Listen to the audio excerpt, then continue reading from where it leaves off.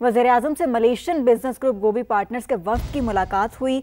दोनों ममालिक में इक़्तिसादी तिजारती ताउन बढ़ाने के वसी मौक़े हैं। ये कहा गया वज़ीर-ए-आज़म की जानिब से पाकिस्तान और मलेशिया इस हवाले से भरपूर काम कर रहे हैं। Pakistan Malaysia business and investment conference का इनकाद इंतहाई खुशाइंद है।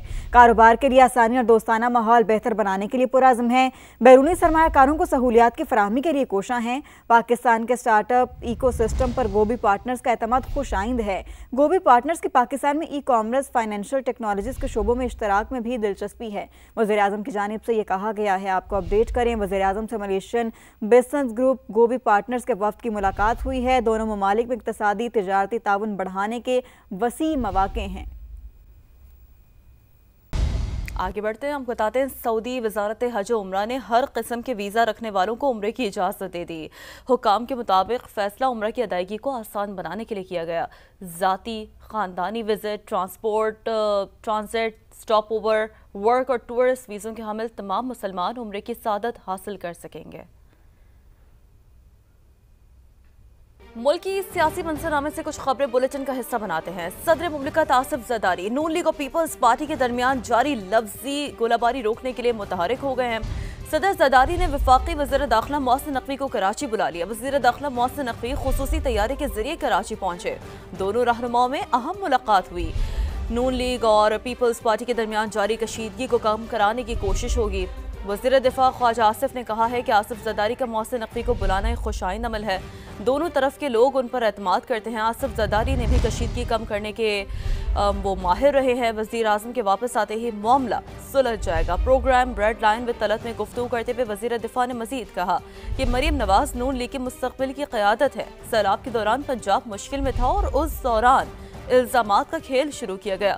ये मामला ज़्यादा आगे चला गया है।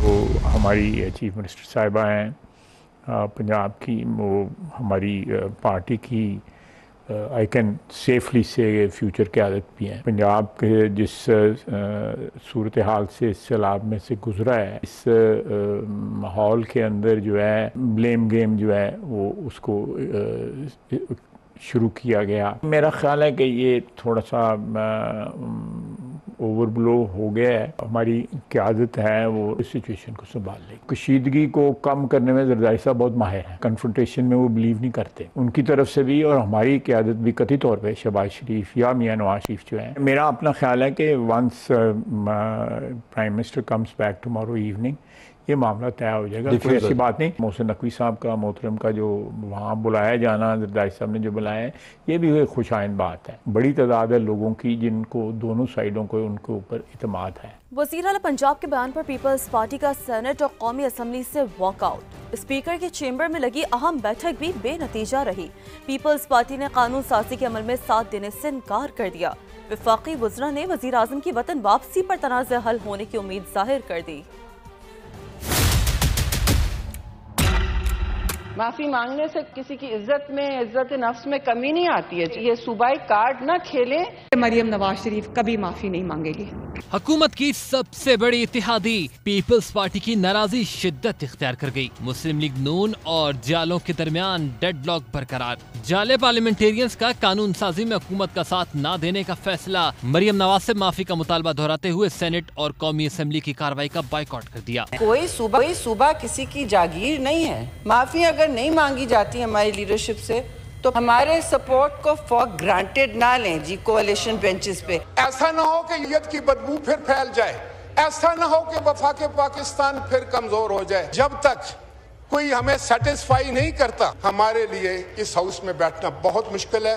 वजीर कानून आजम नजीर तारड़ बोले, नरमी गर्मी चलती रहती है, पार्टी के बड़े जल्द मामला हल कर लेंगे। सदर मुमलिकत हैं, उन्होंने भी अपना एक आईनी किरदार समझते हुए उस इशू पे उन्होंने खुद कॉग्निजेंस ली है। वज़ीर आज़म पाकिस्तान भी इसी तबीयत के हैं। ये मसले फाहम तफहीम से हल होते हैं और इंशाअल्लाह लजीज हो जाएंगे। इससे पहले स्पीकर के चैम्बर में इत्तेहादी जमातों की बैठक भी बेनतीजा रही। राना सना ने कहा, वजीर आज़म की वतन वापसी की देर है, सब ठीक हो जाएगा। फैसला हुआ था कि वज़ीर आज़म जो है वो जरदारी साहब से और बिलावल भुट्टो जरदारी साहब से इस मसले पर बात करेंगे, तो वो क्योंकि उन्हें जाना पड़ा है मलेशिया के विजिट पे, कल वापस आते हैं तो इंशाअल्लाह इस बारे में पेशरफ्त होगा। पार्लियामेंट के दौरान ऐवानों में कोरम मुकम्मल न होने की वजह से इजलास जुमेरात शाम 5 बजे तक मुलतवी कर दिए गए। सदर इस्तेहकाम पाकिस्तान पार्टी और वफाकी वज़ीर मवासलात अब्दुल अलीम खान का मुस्लिम लीग नून पीपल्स पार्टी के रहनुमाओं की बयानबाजी पर रद्द-ए-अमल। कहा, सियासी बयानात के बजाय अपने सूबों की तरक्की पर तवज्जो मरकूज करें। सिंध और पंजाब में मुंतखब वज़ीर आला मौजूद हैं, बेहतर होगा जहां मैंडेट मिला है वहां काम किया जाए।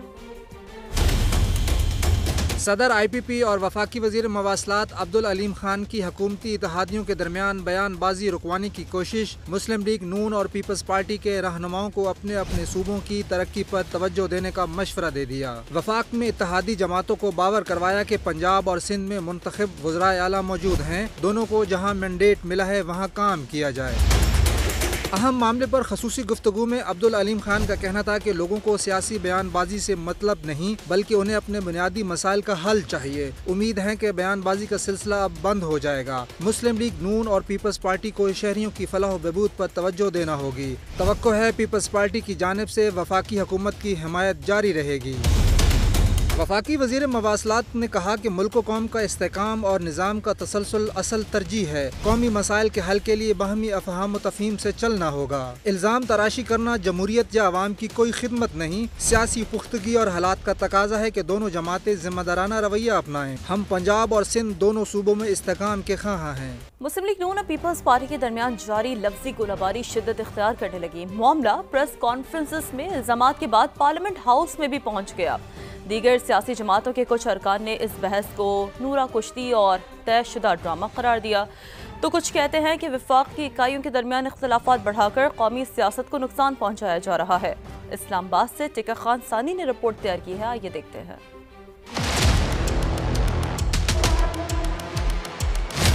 सैलाब मुतासरीन में इमदाद की तकसीम और नहरों के मामले पर पीपल्स पार्टी और मुस्लिम लीग नून में लफ्जी जंग।